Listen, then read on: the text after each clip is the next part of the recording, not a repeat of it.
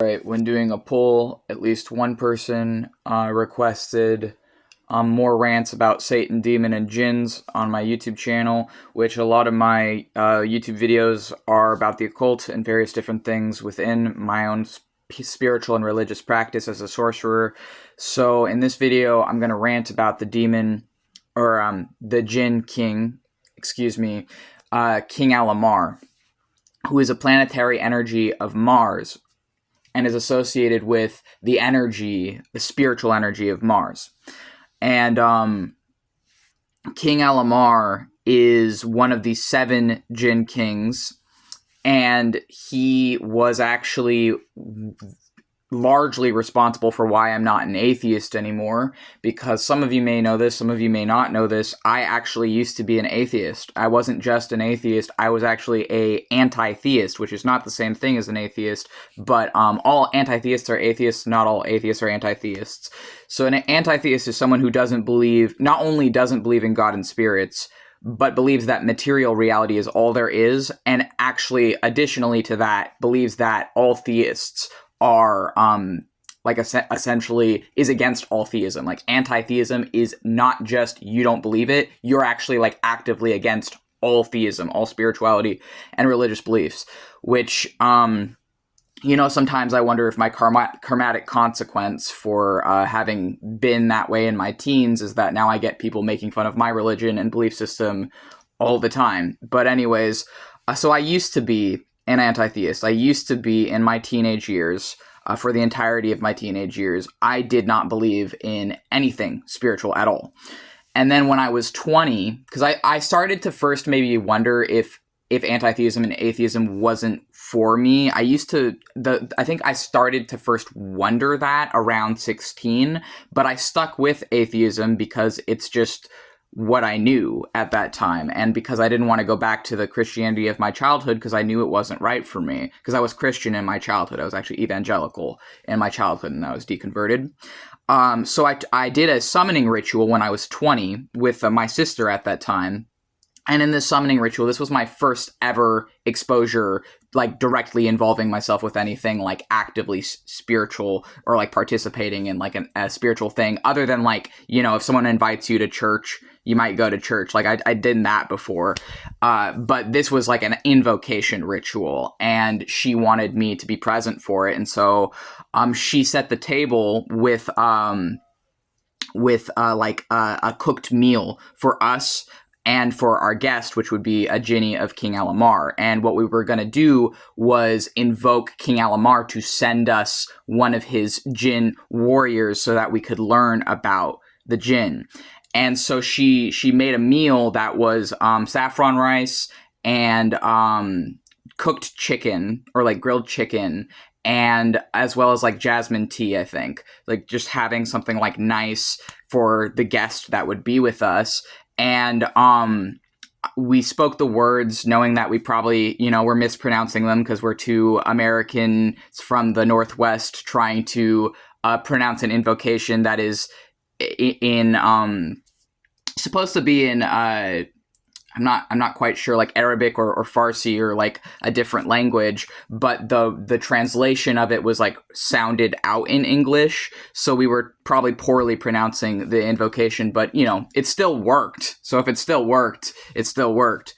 So and then in this invocation of the planetary energy of King Ahmar, she was essentially acting as the translator because she was clairaudient. So she was able to hear spirits and also have spirits speak through her like possession.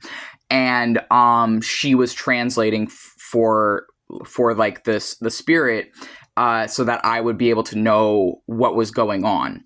And in the moment when we had finished the invocation, I felt something. Like, I felt something enter the room with us. Like, I felt there was something with us. And she asked for King Ahmar to give us one of his jinni warriors so that we could learn about essentially. And so King Ahmar sent to us sent to us a Jinni warrior of his, a general named He Who Walks on Iron Sands. And He Who Walks on Iron Sands was the one who sat down with us and actually ate the meal with us. And He Who Walks on Iron Sands appeared to my sister. She described him as a white elephant man with burns all over his bodies and red eyes is how he appeared. And he was like a buff warrior with a necklace as well that was like a crystal for his to symbolize his marriage to his wife. And he was like talking to us and telling us stories, and my sister was like relaying what he was telling to her and what he was telling to us. And one of the things he asked was, why are you here if you're an atheist? Like, you know, he asked me, like, you know, because I was there taking part in this, like, my first ever ritual. Someone like brand new to any of this stuff at the time. I was 20 years old. And I think at the time I said, I don't know exactly what I said, but I started to realize in that moment that I believed this was really happening, that I believed there was really a Jinni in front of me. I believed there was really someone with us in the room. I believed that at least the spirit I was talking to in that moment was fully real. And so I don't remember exactly what I responded to that. Like, why am I here if I'm an atheist? You know, why am I taking part in this? But I think I said something like, I want to learn. I want to question my beliefs. I think that this is, you know, probably not what I said, but a thought that comes to mind now is like, I think a truly skeptical person should be willing to question even their, like, you know, their belief system of skepticism. Like, I think that honestly, one of the things that put me the most at odds with skepticism and the skeptic community, and why I don't identify with it anymore and why I left it, is that a lot of these people essentially have already made up in their mind what is real. They have a very rigid and set, solid definition of reality, and if anything doesn't fit into that, they just mock it and laugh at it and exclude it. And it's honestly, there's a lot of sexism and white supremacy in the skeptic community, and it really put me at odds with it as a multiply disabled queer person. And so I don't remember exactly what I said to that, but I realized in him asking that I believed this was really happening. And obviously, like, my sister was the one actually, like, saying what he was saying, like, talking to me, because at that time, I couldn't hear spirits. I actually myself am clairaudient now, meaning I can actually just invoke a spirit and directly hear them as a voice now, how my sister does. But at that time, I didn't have that skill. At that time, I couldn't see or hear or anything. I could just feel. And I could feel that there was something with us. Like, you know the feeling of, like, someone is standing behind you? Like, imagine someone is standing behind you. You can feel it, right? So when we did the invocation and spoke the words, and my sister was like, translating for the spirit that was with us, I felt it, like the presence of another body with us, across from us, eating the food that was presented to them. Like, I felt that there was a guest with us.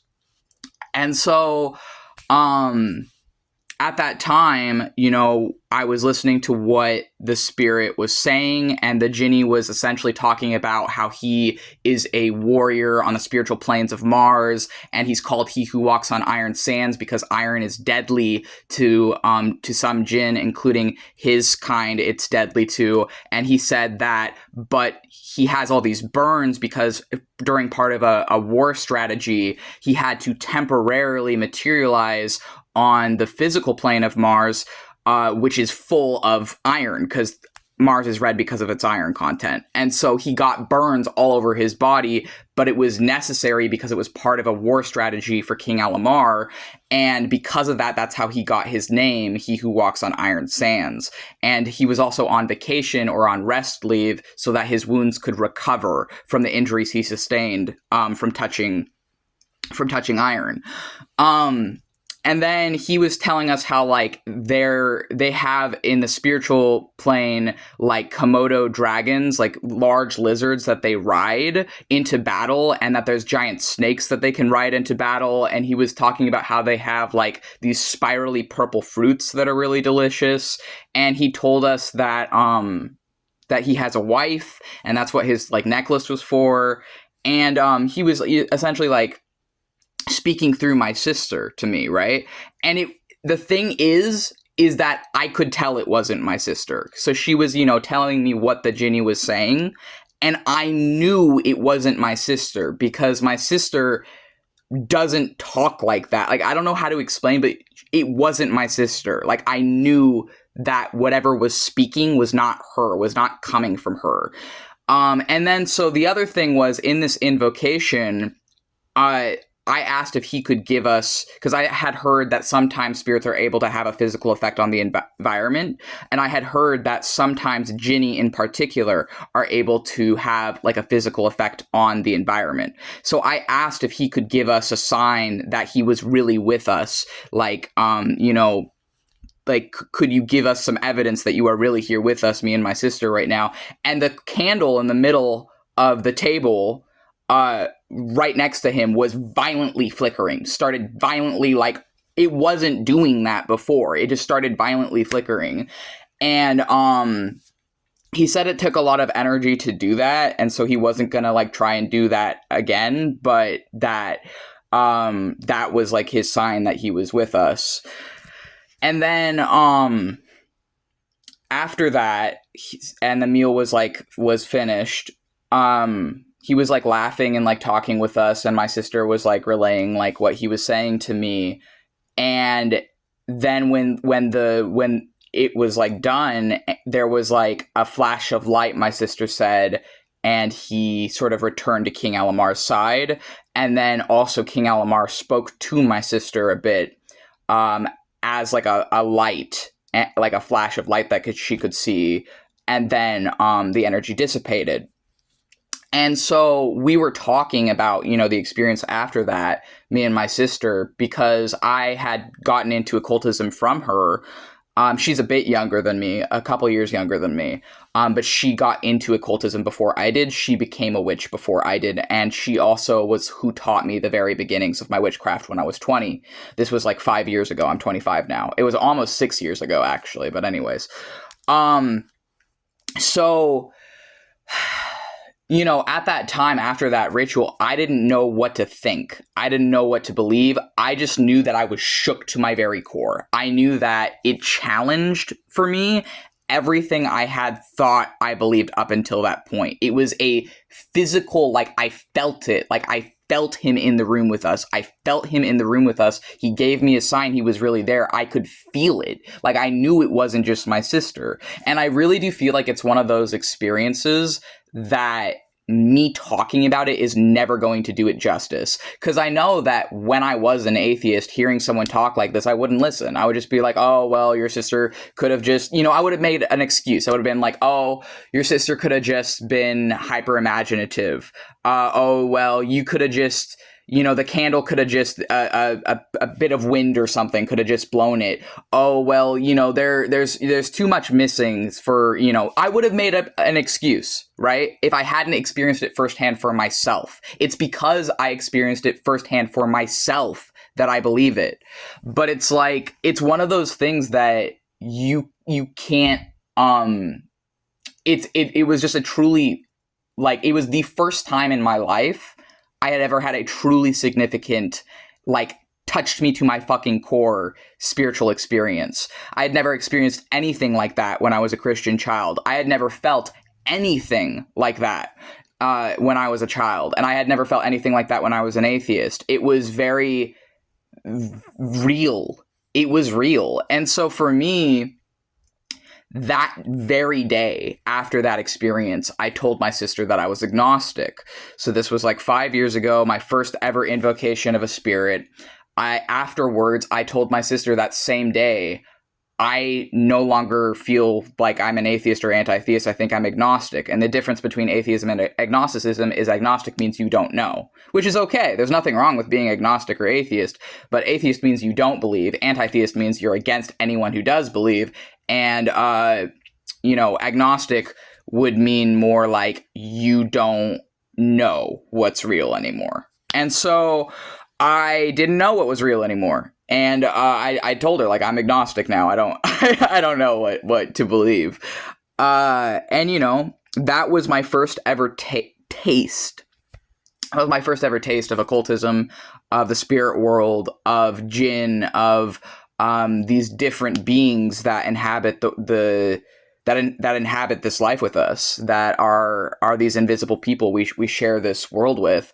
And I will say, I'm not Islamic, I'm not Muslim, but I fully believe in jinn, 100%. And at this time, like as I said at the beginning of this video, I identify as a sorcerer. I also identify as a theistic Satanist. That's another topic.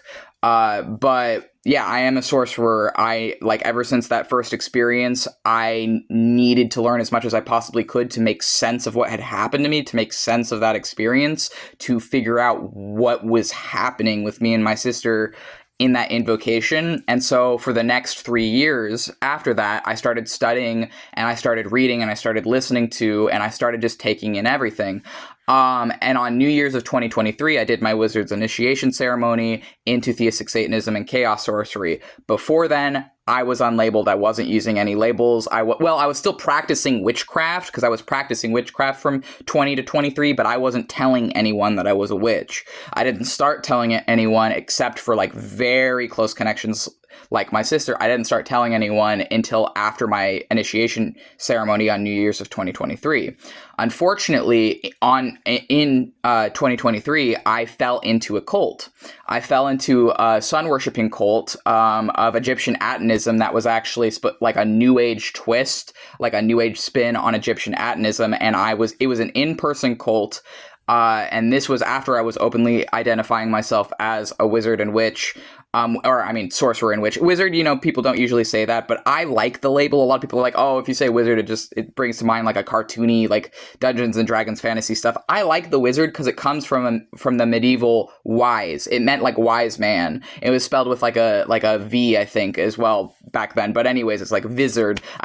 It's an old word, but it's like, it actually, like, etymologically, the term wizard means wise man. So I actually like the term wizard, even though I know it's like a goofy term, but I'm a chaos sorcerer. Like, why would I care? If I'm going to say I'm a witch, I'm going to say I'm a wizard, going to say I'm a sorcerer, because it doesn't really matter. I don't think these labels really matter.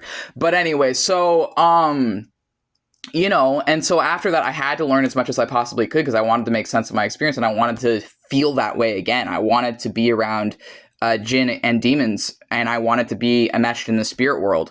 And I essentially just like never stopped studying. And I escaped the sun worship cult as well, because I mentioned that I was in a sun worship cult in 2023. I did escape it by the end of 2023. I fell into a sun worship cult, and then I escaped a sun worship cult. I also fell into harmful, destructive parts of New Age, which even when I had left certain parts of the harmful parts of New Age, it still led to me falling into that sun worship cult. But I did eventually escape that. And then the last 2 years, so like 2024 to 2025, I continued to read and study. And I also, in particular, these last 2 years have more intensely focused on learning the history, because what I realized is a lot of the pitfalls and traps I fell for earlier of like manipulative people who are just trying to con people or different things. I was taking in everything like a sponge, trying to learn as much as I could, but because of that, I couldn't decipher the sugar from the salt. I couldn't decipher the like useful stuff from the bullshit yet, and that's a skill you gain over time. Like, it's okay, but I was just taking in everything, right? And now I know that part of why I wasn't able to decipher that is because I didn't have the historical literacy that I now have, and it's really important to me to be historically literate, even as a chaos sorcerer, and who maybe is going to be approaching invocations and these things in a more simplistic or results-focused way and psychological way. I still think it's very important to know the history. So I've been trying to these past 2 years absorb more history than like people's personal experiences, because I can share this personal experience, but it's not necessarily going to mean anything to you if you haven't experienced something like this. And I would say that it's much more valuable to not only listen to videos like this, but to also, in addition to videos like this, of someone fucking ranting about King Ahmar and these different things, I think it's also useful to look into people who actually know the history. Unfortunately, the book that King Ahmar comes from, the 13th century Book of Wonders, there is no English translation of it, but there are available pictures you can find online of it. There's no English translation of it. I think there's like a French translation, maybe. I'm not sure. But yeah, there's no English translation of that yet, because it's a medieval, ancient Arabic text.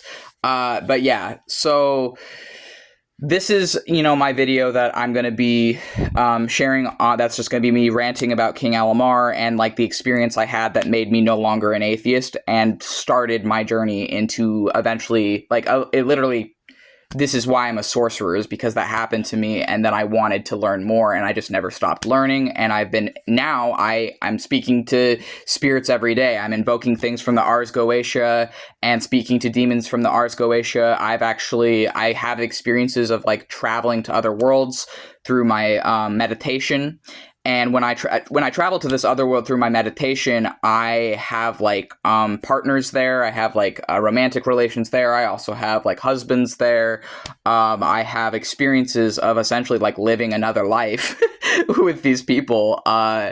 So yeah, that's my video on this, and I think that if this, resonated with you, or if you felt this and if it touched you, feel free to like leave a like, comment, or subscribe.